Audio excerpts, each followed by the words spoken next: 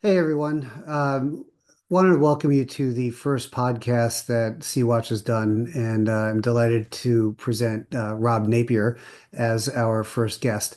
And it's a long podcast. We filmed it today, and yeah, I just want to say, thank you to Rob for doing this. And honestly, I try to decide whether or not to cut it down. We edited some of the pauses and stuff out, but it's about an hour and 25 minutes long or something. And originally I thought about making it, two parts. But honestly, hopefully you guys just watch it while you're, in your workshop or something like that. Um, but I think it's a great podcast. We had a wide-ranging discussion, and hopefully you enjoy it. And I do plan to bring out more of these. And honestly, I'm new at this, so bear with me on some of the editing. And I'm also looking to maybe for a potential name. So if you've got like suggestions on what to name the show, feel free to leave them in the comments, like and subscribe. And I appreciate the time that you take, and really I'd love to know your thoughts on this, and whether or not this is something that you value. So anyway, enjoy the conversation with Rob Napier, and look forward to bringing you more soon. Thanks. Welcome to the inaugural SeaWatch Books podcast. I'm your host, Mike Ellison. As you may know, I purchased SeaWatch almost 3 years ago from Bob Friedman and have since brought 5 new books out with several more in the works. But one thing I've always felt was missing for the ship modeling community was a regular podcast, and starting one has been in the back of my mind for a while.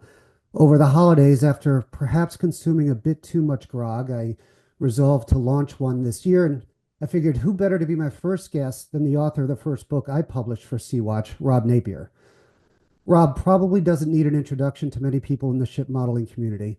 He was once editor for the Nautical Research Journal, has given many presentations over the years, has worked on several high visibility projects for museums, and has authored several books based on his works. I've gotten to know him pretty well over the past few years, and I'm delighted to have him on the show as our very first guest. Rob, welcome, and thanks for being here. Well, Mike, thanks for having me. I think it's a good step forward for Sea-Watch to move into the next generation of publishing or marketing, I guess, and with podcasts and stuff. And I'm happy to be a part of it. Well, good. Glad to have you on board, and it's really been fun to get to know you over these years, and I thought it was very appropriate to have you as the first guest. So I'm glad you're able to do it. And I figure this be just kind of an interesting conversation we could have, and I'd really like to just kind of dig into your history and your background, and then talk about some of the your professional career and some of the interesting projects you've done over the years. So maybe start with like, how did you get involved in ship modeling? What drew you to the hobby? And talk about some of your early years. Um, this, I, some of the questions I think you're going to ask are asked of me all the time, and so I have fairly uh, uh, standard answers, and this is one of them. And the answer sort of begins like this: that there's never been a time when I wasn't interested in ship models. And even when I was a little boy, I was playing with toy boats, and to the exclusion of playing with other toys of other things like toy cars or something. And I built plastic model ship models out of the box, like a bunch of the like a lot of us did when we were young. Um, I got myself up to my elbows in Tester's plastic cement, um, not knowing I was probably also getting off on it. But I thought I was getting off on ships. Who knew? Who knew? Anyway, it was I did all that, and at some point along the line, I mean, I didn't know how vast the ship model world was. I just knew I just was doing kits and things, and I one day my parents had some company, and um, that didn't involve me, and I was up in my room and I finished making a model kit, and uh, I could even tell you which one it was, but I won't bother. And so uh, the I got it all done, and it was really cool because it had a gun turret on it that if you made it right, it would rotate and elevate. Say, Mhm. Was so it I a, went it down and was a what? plastic kit, right? Yeah, yeah, yeah. And so I went downstairs all proud of myself for having made this, and was showing it to showing it to my parents and their friends who, and I don't remember who they were. And I'm sure I was, obnoxious. And then they shooed me out of the room. And then by and by, a thing comes in the mail. It's addressed to me, and it's from the man, my parents' friend, and it is addressed to me. And it's inside. There's a card that says, "What Rob, what you showed us that night was not a ship model. These are ship models." And it was the early catalog of the Rogers collection at the Naval Academy. Oh, And wow. I like, then my eyes got really big, and I thought, oh my God, goodness, there's an incredible world out there I know nothing about. And I probably was, I don't know, in my early teens then. And so I just was always fascinated by ship models. And my father had a pond model that he'd built. I played with it a lot, and it didn't work. And then, and I couldn't make it work either. And then it just turned out that I kept coming back to ship models every time, and people started paying attention to that and started talking to me. And you mentioned the story of that my first paying customer. Right. Yeah. Talk about that. And so I guess I was probably about 16. And in those days, my family summered on Cape Cod, and we spent a lot of time at the beach. And I spent a lot of time uh, at the beach playing with pond models in the water, and I had a good time. And one day, a guy I knew, he was uh, a neighbor, a summer person there, and his kids were my age. And so one day he came out and he said, "So, Rob, uh, I see you're playing with these models and everything. You must like boat models." And I said, "Well, yeah." And he says, "I got this old model. I want to know if you'd be interested in fixing it up." And I said, "Yeah, I guess, sure." So I hadn't actually looked at it before he uh, asked me about this. So I learned one of my early lessons there was you should probably always look at something before you agree. But I never did that. And so he brought it to me, and it was a model of an old bark, merchant sailing bark, and it was about, I don't know, about this big, and it was a folk art model. And it was pretty funky, and it was covered with black icky gunk. And I said, "Sure, I'll take it and I'll fix it." And so I fixed it all up. And at that time, I was off to go to university or something, and I wasn't involved in delivering the model to the guy. I think my parents did that, or he picked it up or something. At any Mhm. rate, he had said, "Send me a bill." So I sent him a bill, and I thought it was outrageous. I sent him a bill for $75, which seemed like a huge amount of money to a kid. This would have been in about 1963 or something like that. Okay. And so time goes by, and pretty soon a letter comes back from him in it, and in it is um, a check, and the check is for $125. And I thought, well, this is all very nice, but it's not right. So I sent him the check back with another letter that said, "Dear sir, thank you very much for sending your payment, but I think you sent me the wrong check." And so I sent back, and then a few more days go by, and I get another letter from him. He sends me the check back and says, "Nope, you sent me the wrong bill." I thought, okay, maybe I'm onto something here.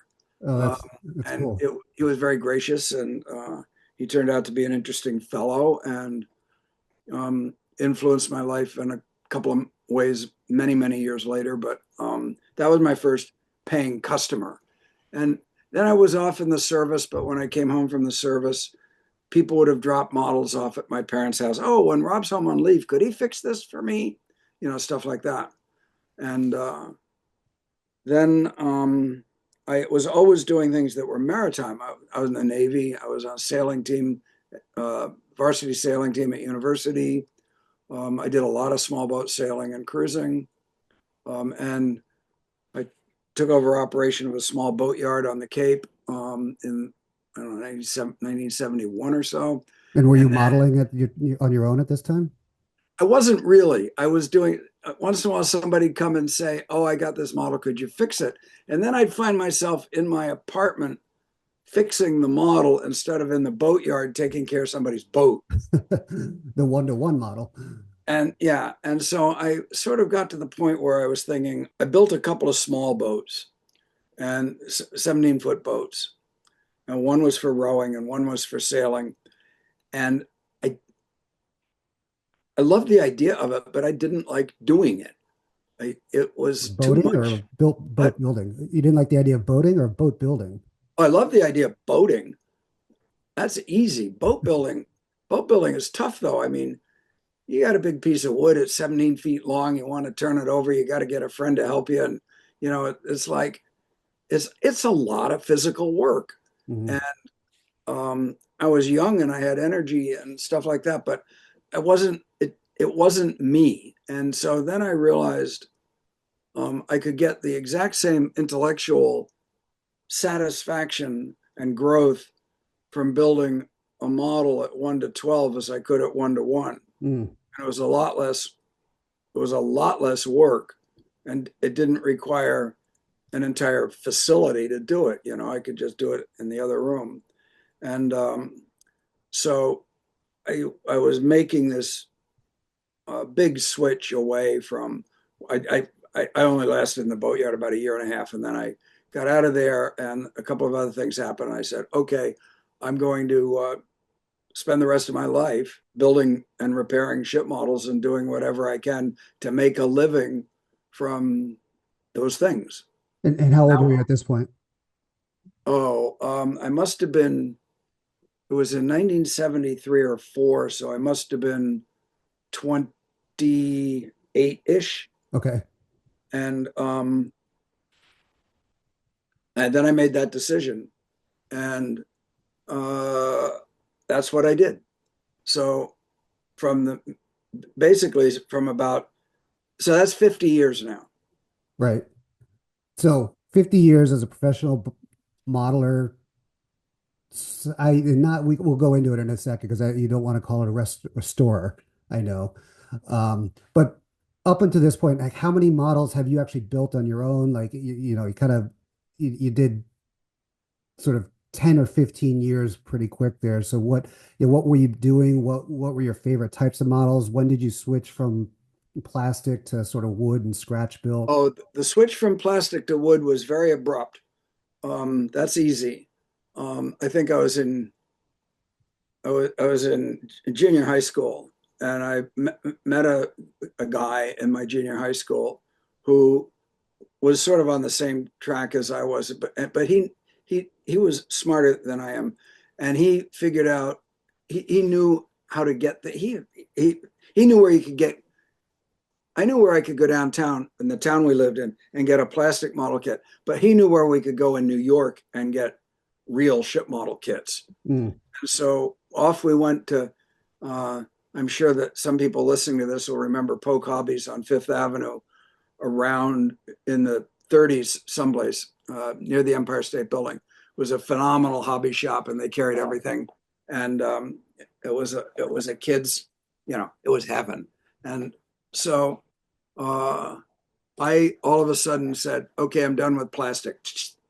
That's the end of that. And Hmm. I built, I think, two or three model shipways kits, yellow box model shipways kits.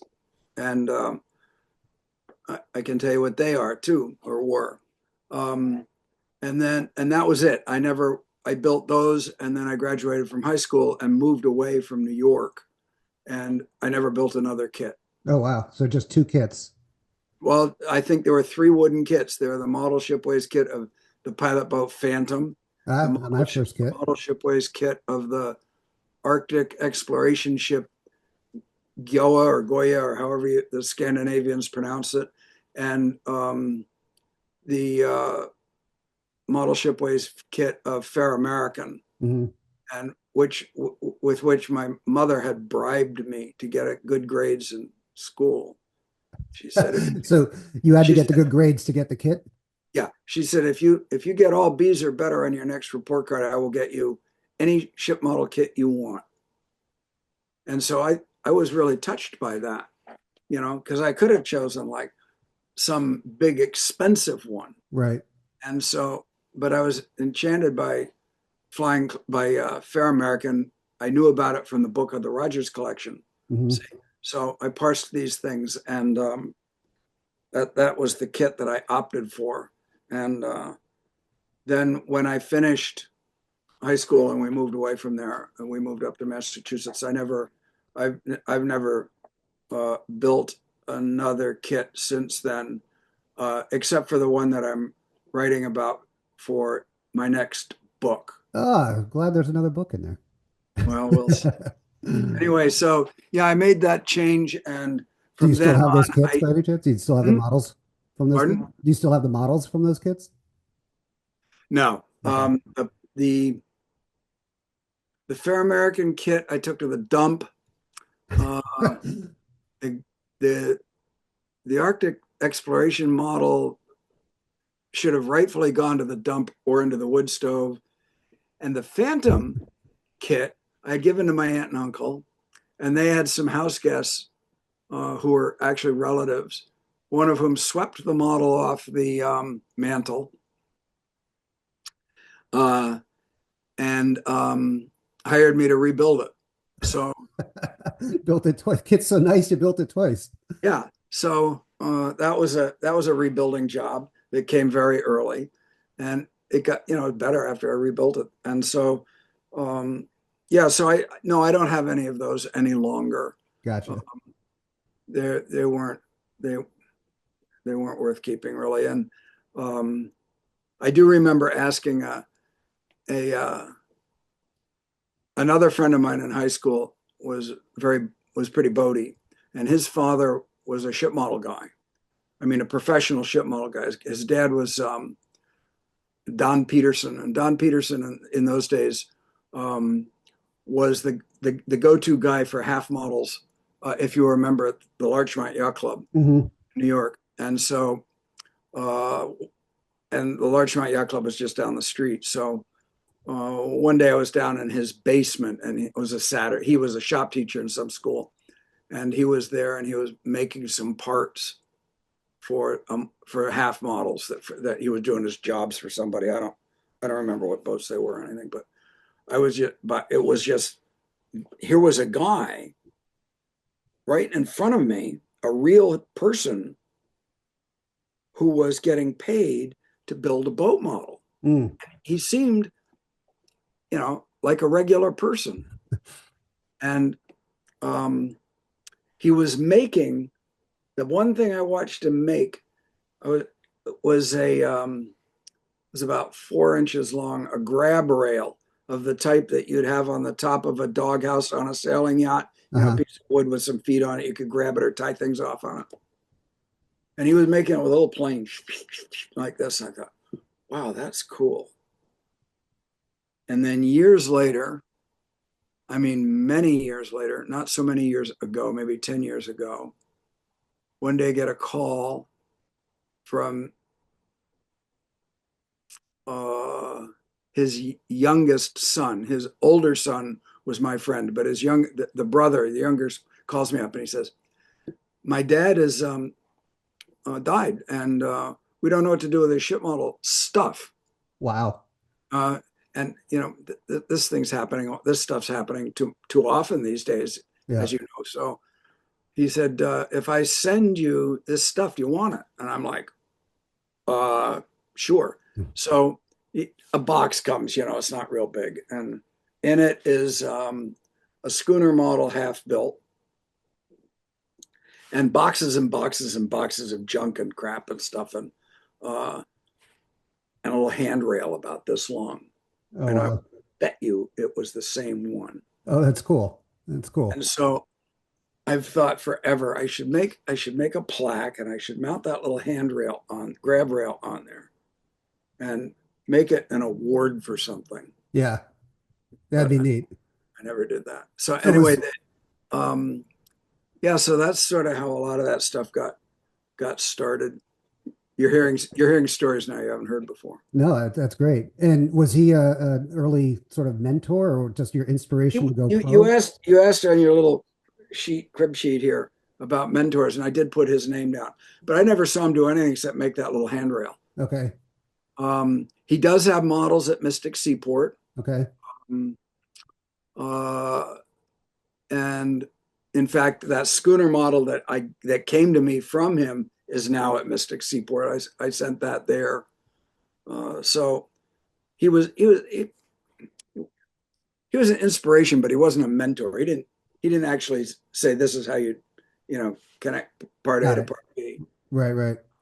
So then, all right, so you're 27, 28. You said you're gonna go pro on this now as a career. So what was next? What, you told your mom and she said what? No, I told my first wife.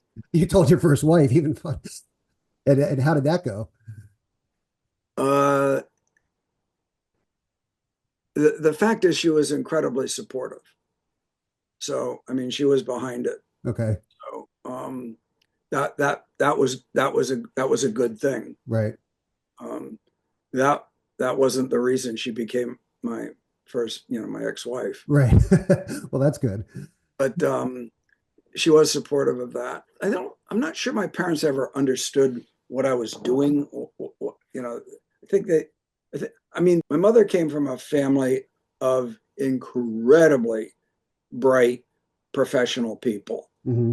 academics and professionals. They were doctors and physicists and other people like that and I was expected to fall into that thing. My father's side of the family, uh, not so much, but they were relatively. They didn't tell me I shouldn't do it. Let's put Right. it that way. Well, that's They good. were, you know, they said, "Oh, okay," So then, but so what did you do then? So how did you get your first kind of commission as a professional, uh, as a professional modeler and what happened from there? I was really lucky, and I've been lucky my entire career to have opportunities come very well timed.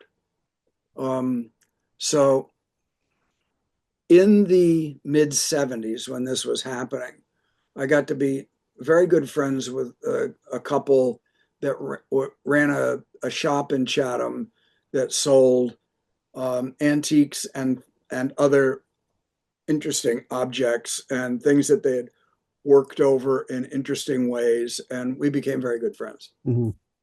And they would comb the flea markets for not just maritime stuff, but they'd buy an old chip's wheel and make a coffee table out of it like that. Hmm. Or they were very good at these things, and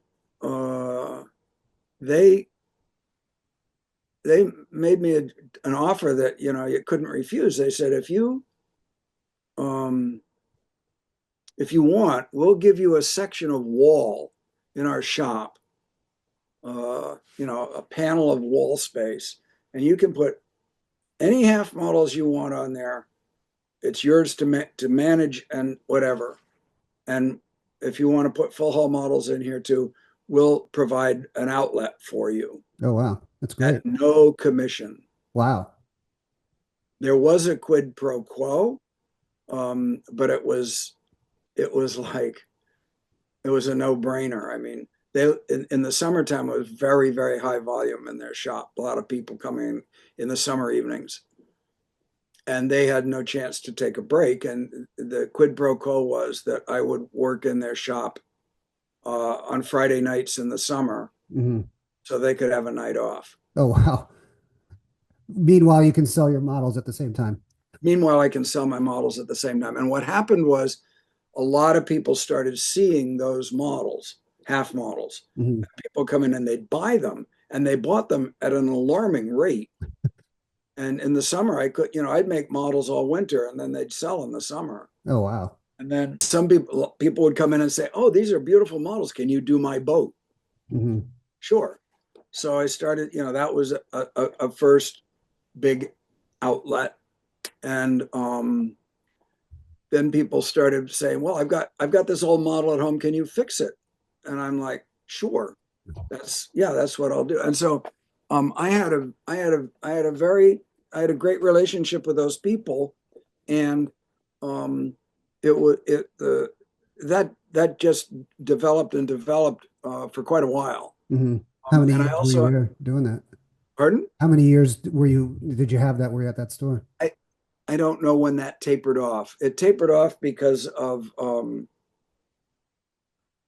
uh, relationships between people change, and Hmm. uh, my relationships changed, their relationships changed, and we sort of just went like this. But there was another opportunity in Chatham that happened for me was the guy um, who had been my landlord uh, at the when I was first living on my own was a naval architect, and I mentioned him sort of extensively in caring for ship models in Hmm. the last case study, and his name was Spalding Dunbar, and he was a very very interesting guy, and he um, was very well connected, and to people that spent a lot of time in Chatham in the summers, and he had a little boatyard there, and his boatyard took care of those people's boats, and they all meshed and all of that kind of stuff. And um, one of those guys became an early, very good client, Mm. and through Spalding. I mean, the guy was I don't know, wasn't privy to the conversations, but uh, it was like one day I get a call from the guy, and he says, Spalding says you make boat models. I want a half model of my boat. And I was like, okay. So, that that the endorsement from Spalding was very good, and that got me quite a few early commissions and a lot of connections through the shop. So, I mean, a lot of it got going that way. Then by the late 70s, there's another, you ask if I had mentors. There is a guy who I have to classify as a mentor. His name was Alan Baker, and Alan Baker had a shop in Eastham, Massachusetts, out on the Cape, next town north of Orleans at the Elbow. If you're a Cape person, it's here. Okay. And so I met him early on in this, probably about 1974, 3 or 4, and through another guy.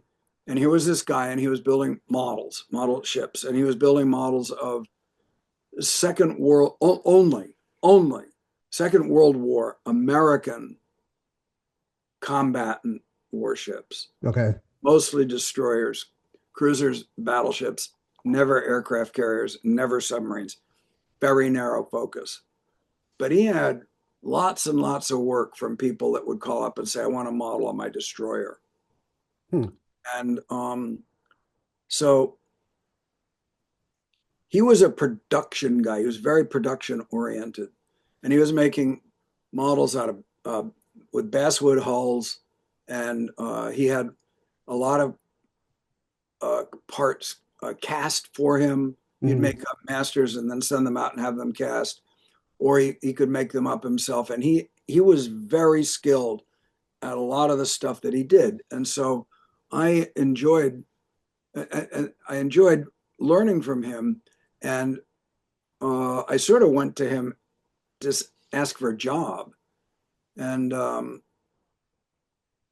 he didn't hire me, but he did start saying, okay, I can I'll subcontract some work to you. For Okay. instance, um, like I've got orders to build these um, 3 destroyers, and I've got the lines here, are the hull lines, and I need you lay out the hulls, carve the hull blocks roughly, get them down to not ready for their first coat of finish, but pretty close to it, get the shapes all worked out. That'll save me a lot of work on each model and get out the rough blocking for superstructures. Hmm.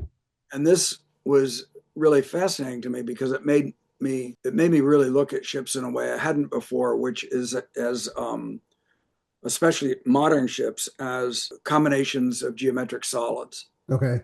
And how do you dissemble what you're seeing in a set of plans into blocks that you can then make and then put back together, and they'll be right, Mm. and to make wooden models of steel ships. And then he would take those and he would, add all the detail to them and do all the finish work and everything and send them out. And I Okay. don't know how many models, I don't know how many hulls I roughed out for him. I suppose I could figure it out, but I don't have that number. But sometimes I'd be in his shop doing something, and he taught me how to spray paint, Hmm. and he taught me a lot about finish work. He taught me how to use a machine lathe and all of this stuff. And it wasn't so much that he was teaching me by saying, you do this, this, and this. He taught me because he'd be doing something and I'd be watching him, and I'd just be sucking it in, Right, right.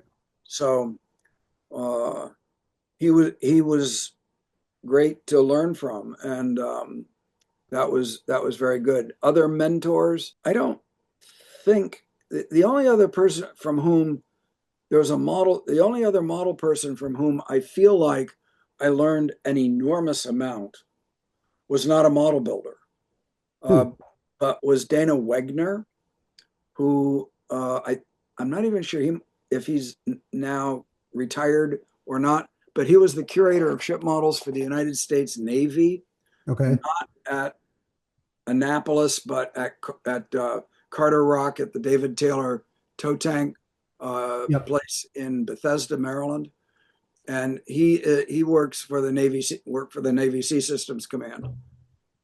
And I had uh, in the late in the from 85 80 in 85 91 95 and 2000, four different times, the Mariners Museum in Newport News, Virginia had these ship model competitions that were absolutely amazing, and they were once every 5 years. And the first time I entered with a model that I had fully scratch built except for some fittings. So I had to enter it as a modified scratch built thing, and I got a gold medal, and I was happy. And by the time the next one came around, the next competition came around. I had a friend now from Mariner who worked at Mariners Museum, who is an NRG guy, and I asked him for the upcoming competition. Oh, he said, "Are you going to have any model in the upcoming competition?" I said, "I don't. I'm not building anything like that first one. I don't think so." And so I'm not going to really be there. And he said, "Well, that's too bad. We'd love to have you participate." And I said, "I'd like to participate as a judge." And he goes, "Hmm." And so he thinks about that for a little while, and then a couple of months later, I get an invitation to be a judge at Mariners Museum. Oh, wow. And I was over the moon about this. I thought, okay, somebody actually thinks that I know how to look at ship models and Right. what I'm looking at. Well, this is 1985. No, this by this time was 2000. So I'm I think this is great. So I go do that, and the lead judge is a guy named Dana Wegner, who I'd never met, never heard of, never anything. Mhm. And I start working with him in a closed room looking at and a third guy in a closed room looking at ship models for a week. And he taught me how to look at a ship model. Oh, really? Now, is this where the compelling impression came from? Is that, or is that something? That's not where that phrase came from, but it had a lot to do with it. Uh, Okay. but the working with him was really amazing because he taught me how to see models, Hmm. really how to look at them. And yeah, I suppose a lot of that goes along with compelling impression. The compelling impression phrase um, came from another model builder whose name was Bruce Hoff, who was a member of one of the Chicago groups.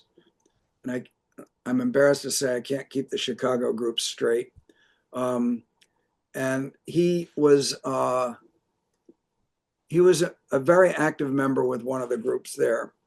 And he was, when I was doing a lot with the Nautical Research Guild, he became a member of the board of directors there. Hmm. He was big, and when I was editor. And so he and I spent a lot of time talking about things.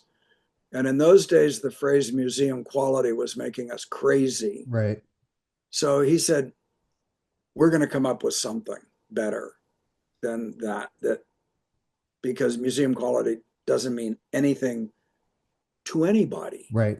So we worked on it a lot, and mostly over lunches that involved food that was indigenous to whatever area we were in. Like in the Chesapeake, we ate a lot of crabs and martinis, and which are indigenous everywhere, I think. That's So sort of protein. It's like a modern day protein shake. yeah, exactly. So at any rate, Bruce and I worked up this idea that a high quality scale ship model gives a compelling impression of an actual vessel within the constraints of historical accuracy.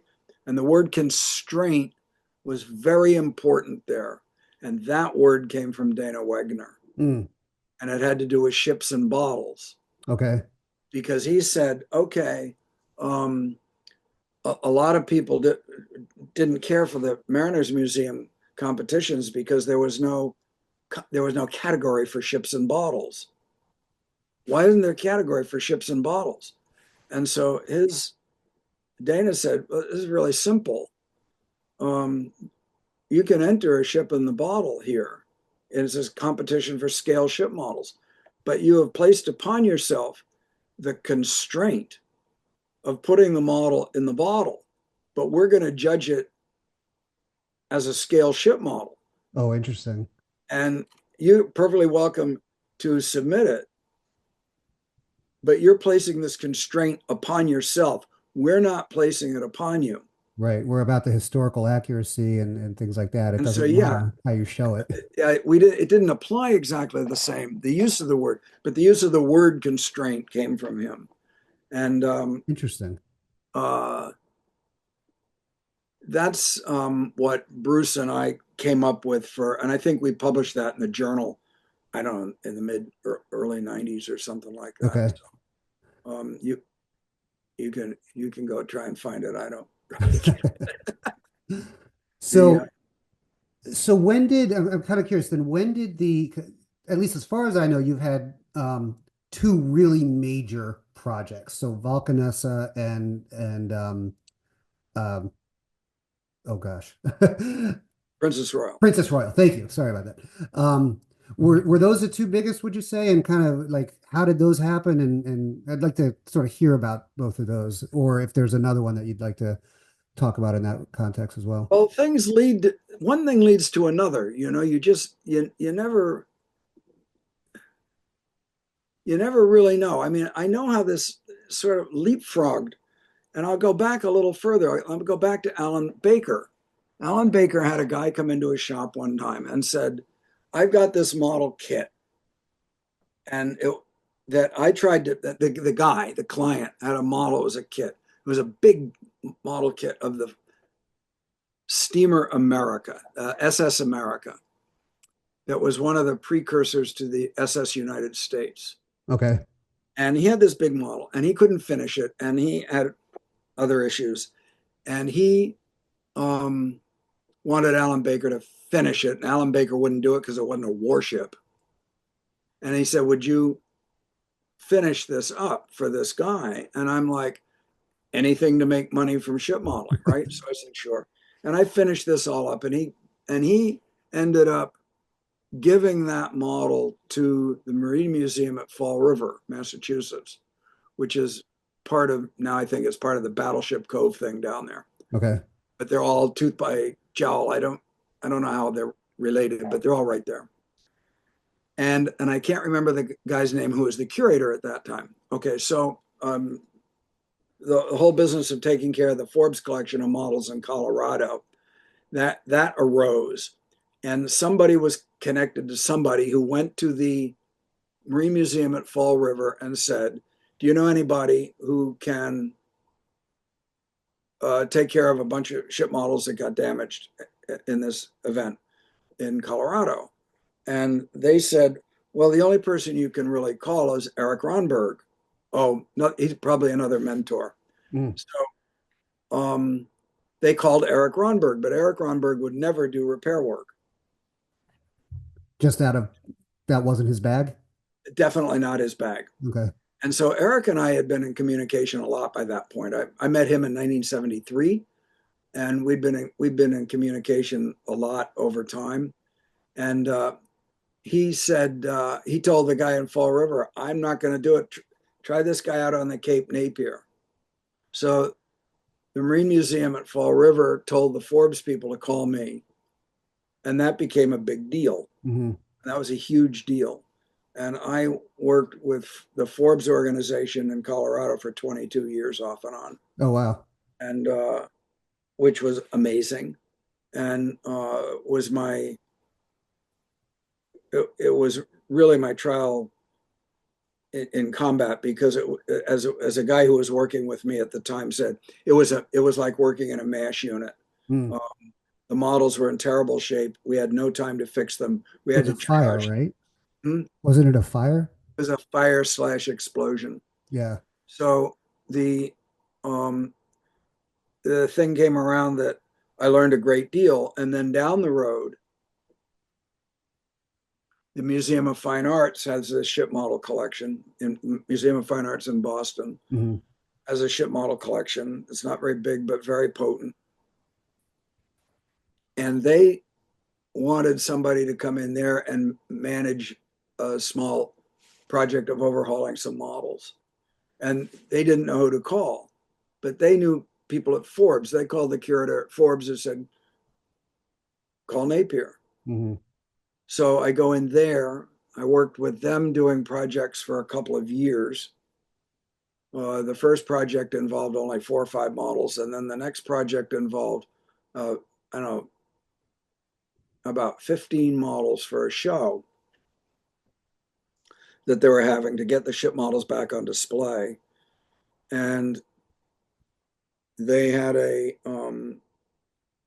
head of the department that was in charge of the ship models in those days was a very um, powerful guy and a very interesting guy, and a guy who had envisioned things that could be done. Hmm. And I had worked with the models there by this time, and I knew about Valkenisse, and I had not worked on Valkenisse because Valkenisse was not going to go into this show, Hmm. right? And then one of the key things in Valkenisse was that there was a bunch of parts they'd known about, that they'd had, and that theoretically disappeared, and then they found them. And at the opening for that show, he came over to me and he said, "So Rob," and I'm like, "Yeah, yeah." And he said, "You want to rig the Dutch boat?" And I'm like, "Yep." And that's the opening lines in the Vulcanist book. Right. "You want to rig the Dutch boat, or the Dutch model?" And so I said, without, I hadn't thought about it. And so I said, "Sure." And then that turned into that project, which was a huge project, um, that actually took years, Hmm. because uh, it took a long time to get it to visualize it, and then it got us that got that project in. No, it wasn't that project.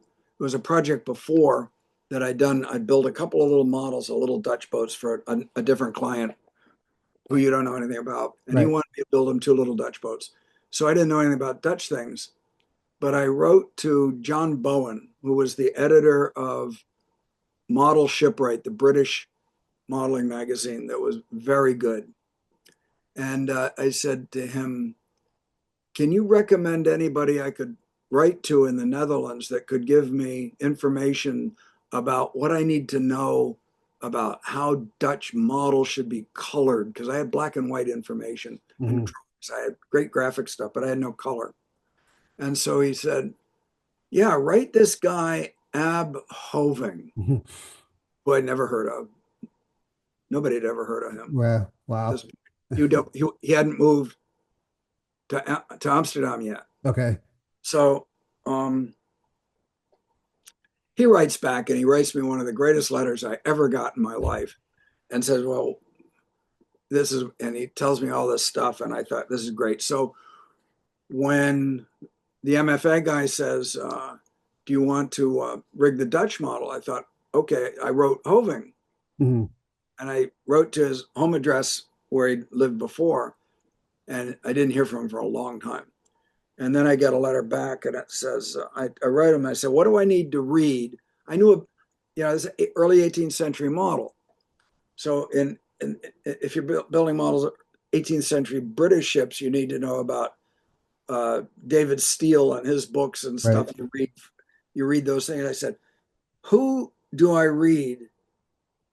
What Dutch books do I need to read to learn enough about this as I would read Steele to learn about British boats, ships? And he goes, oh, well, that's complicated because you don't speak Dutch. So, uh, but if you come over here, we'll give you everything you need to know. Hmm. So I'm on a plane, right? Oh, wow. First there was all this, had to get funding. I made a project and it took 2 or 3 years for before the MFA said go. Oh, wow. Um, and, uh, I had to write a proposal, which I didn't know how to do. Then I had to uh, figure it out and do all this stuff. And then they said, okay, we love your proposal. How are you going to fund it? And I said, wait a minute, going to pay me? And they said, so I worked that out and through somebody else. Then off I go to the Netherlands. And one of the things I learned in this project is the museum world moves really slowly Mm. until the last minute, at which time they move at the speed of light. But so I had gotten the whole project for Valkenisse to happen. And with the MFA's blessing, I mean, they were totally into it.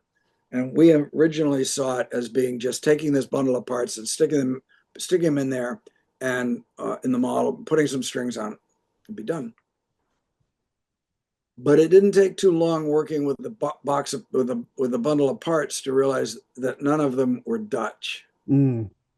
And so that led to a lot more work. And then we began to realize that the model of Valkenisse had been worked over and over and over again by at least a few other model people who really tried to change it from a model of a Dutch ship into a model of an English ship. Right. So the more I figured this out and talked with the MFA people, the more they were like, let's turn it back into a Dutch ship. Mm. So the project so that's all that happened there. And that's basically that whole story without getting into nuts and bolts. Right, right. But while that project was in the shop, there was a show at the Peabody Museum of Salem, which at that time was still called the Peabody Museum of Salem and is now Peabody Essex Museum. That was a French traveling maritime history ship model show and I can't remember what it was called, Rendezvous with the Sea or something like that. And they the French the French they can do some styling things. So they had set up this whole exhibition over there, and it was beautiful. And Grant Walker, who I barely knew, came up. I can't remember how I got to know him. He came up to go to that show and to go to a little ship model conference that was basically being held by Mike Wall at that time. Hmm. And then he had heard that I was rebuilding this 18th century boat model, Dutch boat model. And he said, "Where do you live? How far from here do you live?" I said, "Half an hour." And he said, "Well, can we go look at it?" So I brought him up here Mm. and showed him Valkenisse, and he went nuts over Valkenisse. And then he left and went and did it. That was the end of that. And then other things happened. And then one day I get a letter from him from Annapolis that says, "We have a proposal for you." And by now it's 2004. Okay. And he says, "We have a proposal for you. We want to rebuild. We have this model of Princess Royal that is falling in on itself. And we, with an accelerating uh, at an accelerating rate, and it's not good. And we'd love to have you come down and look at it and tell us what you think." So we got in the train and I went down to Annapolis and checked it all out. And that when I worked at the MFA, I got vetted by one guy. Hmm. It was this main guy.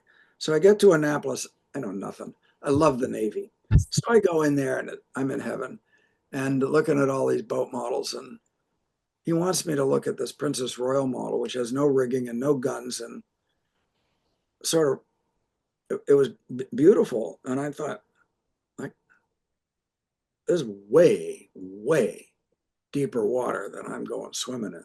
Oh, interesting. And so he says, "Well, yeah, but if you're going to go swimming in it, what would you do?" And I said, "Well, I guess we'd have to start looking at this." And so we did. We'd set aside a week to look at this one model, Hmm. and which was great because I got to know a little bit about Annapolis. But more to the point was, um, it was one of those things where I looked at the model and I go home and that night and to the where I was staying, which was really nice. And then you'd have a thought in the middle of the night, and the next day you could go back and look again, Hmm. or a couple of days later, have more and keep thinking. It wasn't like you went in and had an hour to look at it and couldn't get answers. So that worked out, and then and I had to meet all the people from the or a lot of people from the Academy Alumni Association uh, part from the class of 51 that underwrites the maintenance of the Rogers collection. Right. And that was a luncheon, I'll tell you. That was something. And I'm like, okay. I was an enlisted guy in the Navy, so I am like, wow, this is completely different. But Out of curiosity, just at the time, did it dawn on you that little Rob got inspired by this because of the whole Rogers collection, and then there you are, like now working on the Rogers oh, totally. Because I know that when I went down there in 2004, I didn't tell you this part, this minor, but in 1964, the year I graduated from high school, my parents were building a house on Cape Cod to move to. And I was sent off on Easter vacation that spring to stay with some cousins in Silver Spring, Maryland. Mhm. And the cousins had um, some kids that were my age. So we were sent off packing to go around Washington, do Washingtonian things, and all of which were cool. I'm glad I did them. And I've never felt like I needed to go back. And I ain't going back now. And so on that Sunday, everybody was driving up to New York to Brooklyn, where another cousin lived, and I was going to get the train back to where I lived. And they said one of the cousins, the daughter, was my age, and she had a boyfriend who was a plebe at the academy. Mm. So I think. And so I'm not writing that down. So we she said, we want to stop at the academy on the way up, and I want to see if I can get a glimpse of my boyfriend when he's in formation to go to lunch or whatever it is, because they knew about this. And I said, well, I'd love to go there too, because they got all these boat models I'd like to see. Right. So we went there, and she went off looking for a boyfriend, and I went in the Naval Academy Museum at Preble Hall, and there was nobody in there. There was a curator, the director was in there, and he said, a kid comes in, mostly high school kids coming in, high school boys coming into the Naval Academy, want to be naval officers. That's why they're there, right? Right. And I said, well, I know you've got these ship models. Are they around? Can somebody just see them? I want to see them. I want to see them. And he said, well, they're all over they're all over the yard. No, you can't. You can't just come in here. I'm not going to do that. I have a couple here if you'd like to look at those. Well, one of the ones I wanted to look at was, I can't remember what model number it was, but it was a 18th century ship, and the model came apart like this. I'm Yeah, sure yeah. you see a picture in the book, and it has little things around. So it's so that model fascinates me. What about that model? Well, it's on his desk. He liked it too. Okay. So then in 2004, it's 40 years almost to the weekend Wow. that I go back there, Yeah. that I've been waiting. That's cool. And I go in and so, well, have you ever seen these models? And I said, well, 40 years ago I saw them. So, and by then they were all brought back together and on Right. display in Preble Hall in the lower level there, which is now all changed again. But so I guess the point here is there have always been sort of connections and overlaps. And you say, how do I get involved with? How did I get involved with Princess Royal? Right. It's because I asked Alan Baker for a job. Interesting. It's so cool how it all kind of comes together at the end, you know? And so were all those people mentors? Did I learn about ship modeling from each and every one of those guys? You learn things everywhere, but I never had anybody who actually sat down and said, I'm going to teach you how to build a ship model. Right, right. But I certainly learned an awful lot from certain other people. I Sure. mentioned Eric Ronberg. He was incredible. Um, but he never said, we talked a lot about doing research more than we talked about, Gotcha. or about actual model building. But And then you're still involved with the New York Yacht Club, right? yeah, I got involved with them because of the Nautical Research Guild, Okay. um, actually, because they were looking for somebody to do a huge project at the beginning of, well, they started looking in 2001 and 2002, and to do a really, really big uh, remounting project for for all their models that were in the model room, all the full hull models in their model room. And there was the New York Yacht Club is a member-driven organization, and they have a model committee there. And so the model committee, which is made up of members, a member of the model committee said, we could ask this guy Napier. He might be able to help us. I know that and he knew of me through the NRG, and he Mhm. called me up one day on the phone, and I didn't know who he was, and he explained who he was, and he said, "Do you want to come down here and look at some boat models and tell us what you think?" And I said, I'm on the train, so I went to New York, and that it turned out that that was in the spring of 2002. Okay. And I went down there then, and I went down there another couple of times that year. And then I found out that what they really wanted was this huge project, and that they were sort of trying me on to see if I would fit into um, their world. Right. And you walk into a room and there's 1,500 boat models in the room, and most of them need something. I'll fit right in. Yep. And 22 years later, there you are. And so I love doing that. And that was uh, tremendous. And I've had done a lot of really, really interesting projects for them, not the least of which is Elena, Yep. which was a whole different project because it wasn't an 18th century model, it was a 20th century model.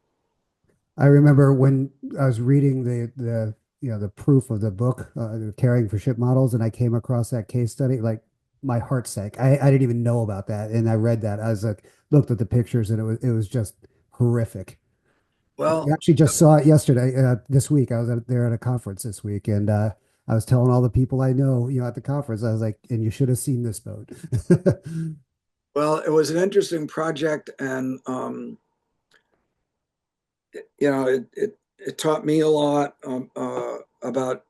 It taught me a lot about figuring out how to solve problems that I couldn't solve because ultimately I didn't solve the problem. Mhm. A member of the yacht clubs of the model committee solved the problem of how to make the molded sails for that, and he came up with an idea that worked. I tried for years. Uh, I experimented, and got nowhere. And this guy said, "Well, let's try this." And the amazing thing was that his first test produced a result that we could work with.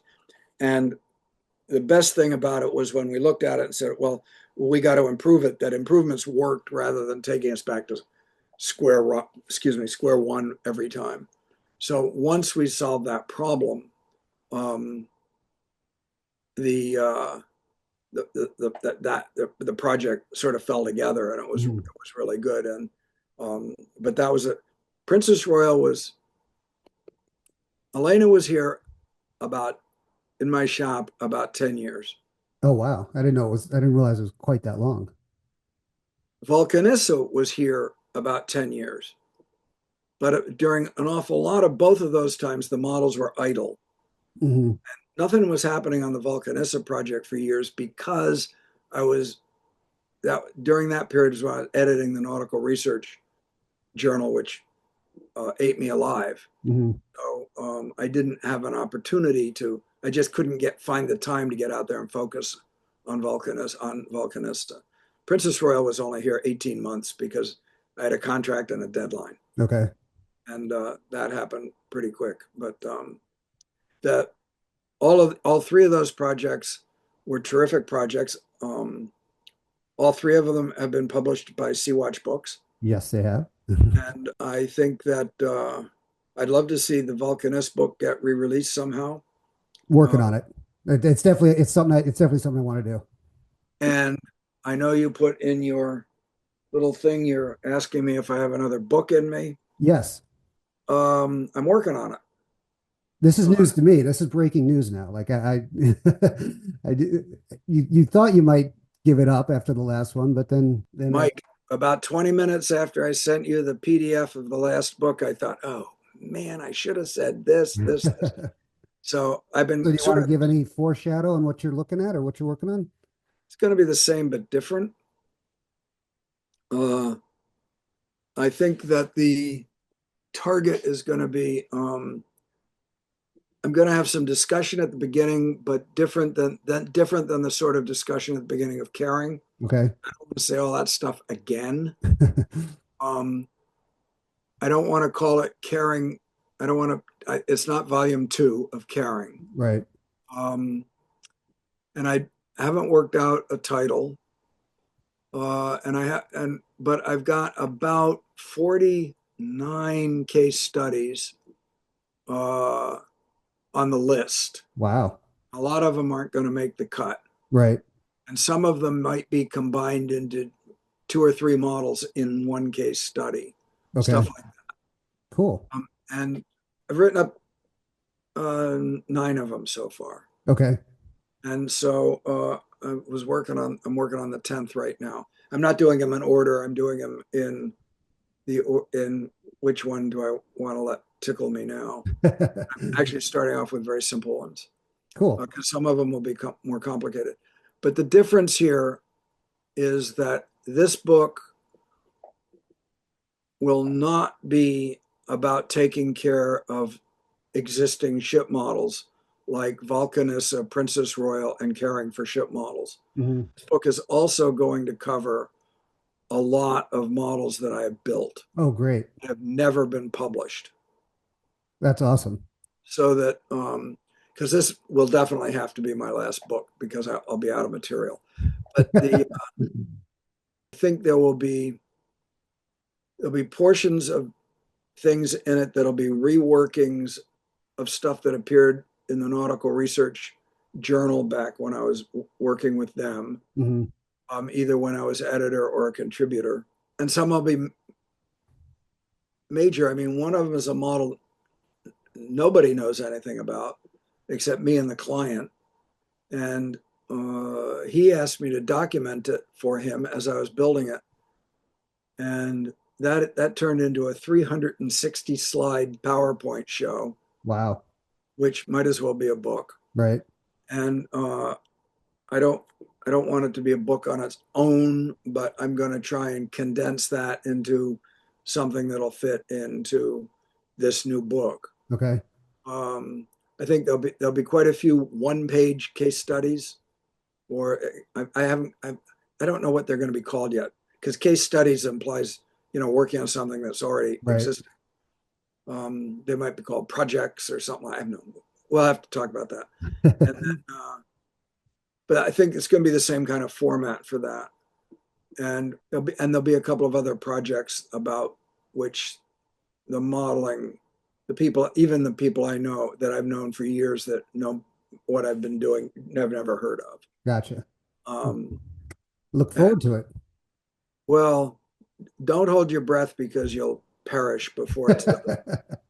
Uh, it will be interesting, and we'll see. The other thing I'm thinking about doing in it is in caring, I cheated by making two case studies, one on Valkenisse and one on Princess Royal, just saying, here are really cool things, read the book. Right.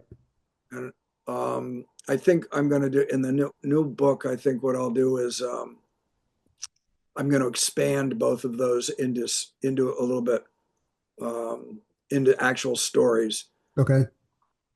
that might help sell the books for you or that will be there for the public that doesn't want to read a whole book on one boat model. Right.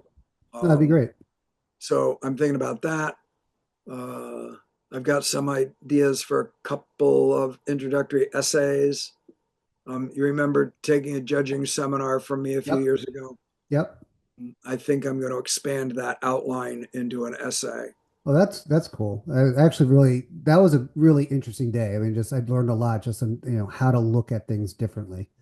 And that seminar that you took, Mhm. that I gave, I've done that 15 years now. Right. And that is almost all parroting Dana Wegner. Oh, interesting. I mean, I didn't make all that stuff up. Right. That's all somebody else's. That's not. It's not somebody else's. It's the result of conversations that he and I had while judging boat models, Yeah. Yeah. Mariners Museum. Do So you, so with all this, do you have any time to work on are you working on any of your own models right now or? I'm working on a couple of model. I've got one on the bench. I haven't actually worked on it in 6 months, maybe. Um, I I had cataract surgery this fall, and that's readjusted my ability to assess the world. Uh, Gotcha. basically in a positive way, but it means I have to rethink how I look at little things. Oh, I can't interesting. really see the little tiny things anymore. Yeah. So uh, that's a problem. I'm not finished in the shop, but I have model that I'm working on right now is a schooner yacht, Boston schooner yacht from the 1840s and 50s that I wanted to model for 30 years. And then after that, there'll be a Newburyport brig. And then I think I'm done. Okay. So, but I don't even know how my vision is going to hold out for those. Yeah. I can work at the computer, but Right. I have a hard time focusing and I'm not even figured. I'm having a hard time physically focusing in the workshop. Yeah, yeah. Interesting. Um, Um, well, we've been talking for over an hour. Like I could keep going on and on, I think. I can too. We should probably start wrapping it up. But I do have a question for you as we kind of, you know, look at what's next, not with you, but I really am curious kind of, and I think I've asked this of you before in the past, like what who replaces Rob or like what happens to the hobby? I mean, it's not, I think I mentioned I'm 52 and I think the youngest person in my model club, right? Like it's a graying hobby. Like what in your mind can we do to sort of bring in the next generation? I don't know. I mean, this is a problem. I mean, I hear this same conversation everywhere. I mean, it's not just in the ship model circles. I mean, I'm on the board at a local museum. What are we going to do to get young people in here? You know, what are we going to do? And I don't know. And Mm, um, I'm not the kind of guy that can figure that kind of stuff out. right. It's just not I'm not good at that. I think, I mean, I've addressed that question. I think I addressed it in Caring, and I addressed it in uh, Princess Royal in Legacy, Yeah. and that people ask me, "What are you doing for the future of your profession?" Like it's my responsibility, and my responsibility is only to be able to do what I can do. Yeah. And what I can do, and what I have been doing my whole life, is trying to set a reasonable example for good ship model building and good ship model caring, and then writing about it. And the and I that sort of sounds like a cop out answer, but it's really the only answer I've got. Yeah. I sort of think that you know ship model building is part of the greater look at maritime arts. And in the 1990s, you know, maritime art was a very, very powerful genre art. Lots of artists were doing paintings and sculpture and models and stuff Hmm. and doing well at it and making money. And that field has shrunk way down. And I'm not sure I don't think it's because of aging out as much as I think it is that the public is going on to other entertainments. Mm, And when you look at it like that, um, I sort of believe things are cyclical. Ship model collecting was extremely popular in the 19 teens, hmm. ship model stuff. And, you know, things happened. Then it got really, really popular in the 80s and 90s for reasons that I theorized, but I don't know if they're accurate, but um, I think that the interest in maritime history and the associated genre of maritime arts and paintings and models and things like that um, is cyclical. And I'm thinking that that's going to come around again. Yeah. It'll at some point along the line, a generation's going to go, oh my God, do you know what was happening? Right. And look at these cool things, and look at what we found, and look at this, and maybe it'll come around as people Once cycle AI through. takes over all our jobs and we have time to work on things like ship models, right? Was that? Once AI takes over all our jobs and we have time to work on Yeah. ship models. So, I mean, for me, since I was a boy, ship model building's never been a hobby. It's just been what I do. Right. So, and people say, "Oh, you're so lucky you spent your whole life doing your hobby." Well, yeah, I've been lucky that I've been able to spend my whole life doing ship models, which is what I mean. I couldn't have chosen any. That's what I chose. Yeah. So I've been very, very. People say you've been very, very lucky. No, I worked my ass off. I worked hard to to get the experience that I've got, Yeah. and I pass that along, to people that ask and to people that want to read what I write and you publish, and that we can get the word out there. But um, I'm not. I don't like it that there's no 30-year-old guys coming in the door into the ship model clubs. I think that's true everywhere, Yeah. for all the hobbies. But on the other hand, I got other things to worry about. I'm I'm not I'm sorry I don't have a No, no, that's more fine. upbeat answer to that, but I So I can't convince you to start a TikTok channel and try to get all those new guys coming in. so anyway, that's that's what I think about that. Well, no, that's fair, and I appreciate that. And really, I appreciate Rob sitting down with me, taking the time for this. I think it's been great. Do you have anything you kind of want to leave people with at all? Uh but I hadn't thought about that, but Yeah, I didn't put that one in um there. I suppose one of the things that bugs me the most about the hobby of ship modeling is how much people, I'll say it a different way. One of the things we see a lot of in the hobby at the ship model club meetings, I'm very active in two ship model club meetings up here. And is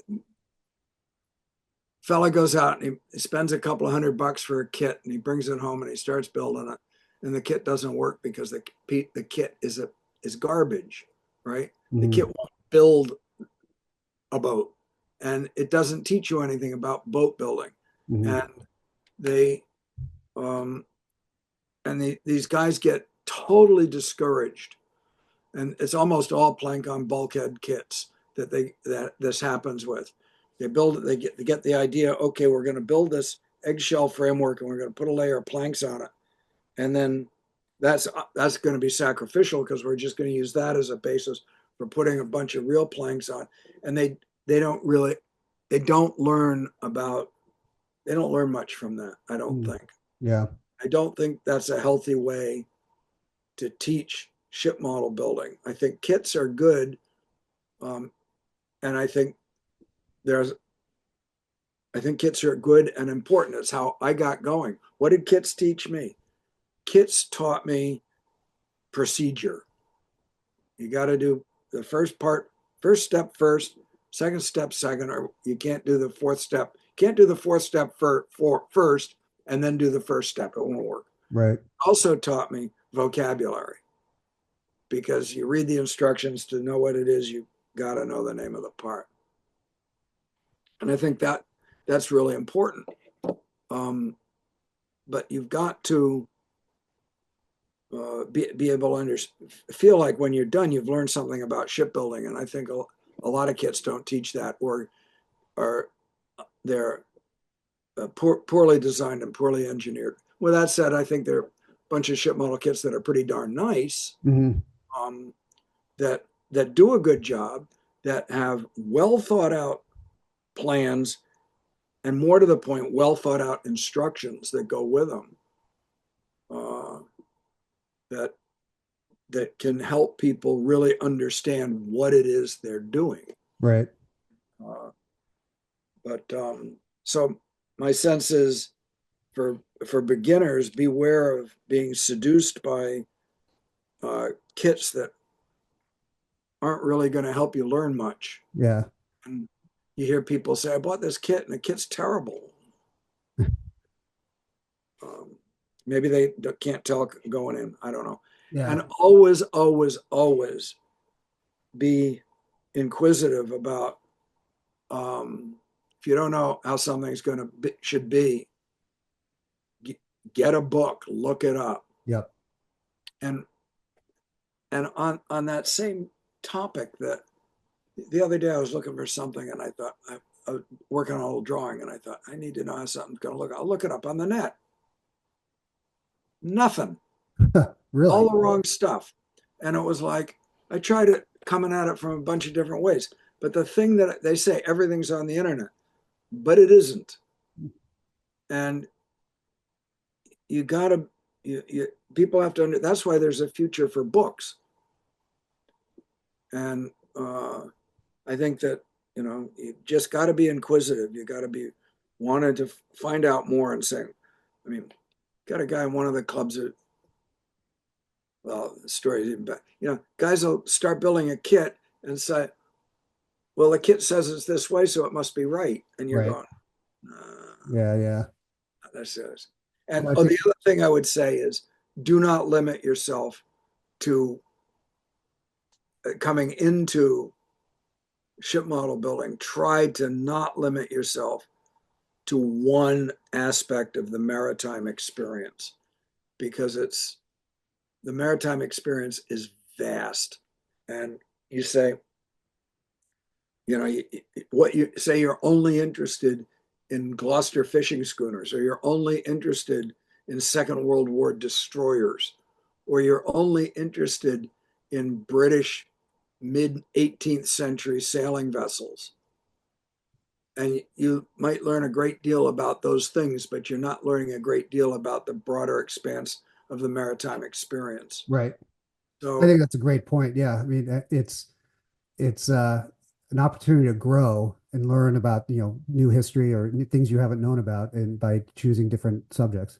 actually, I think that's what's made my career a success for me, is that I've never limited myself to the subjects of the models that I'll work on. I mean, Right. there are a couple of things I'm a little fussy about, but somebody says I got this old model, I'll try and fix it for them. And in so doing, I learned stuff. I learned stuff. Yeah. You know, whether it's a sport fisherman or a dugout canoe or an aircraft carrier or whatever, Yeah. it just gets very broad. Now, you don't learn everything about everything, but you learn a little bit about a lot of things, and I like that. Yeah. Well, I think that's a good note to end on. Yeah. Again, I appreciate it. Like, we might have to have you back because I can literally talk for hours on this. And but great to have you. And I'm hoping this is a podcast I can keep going.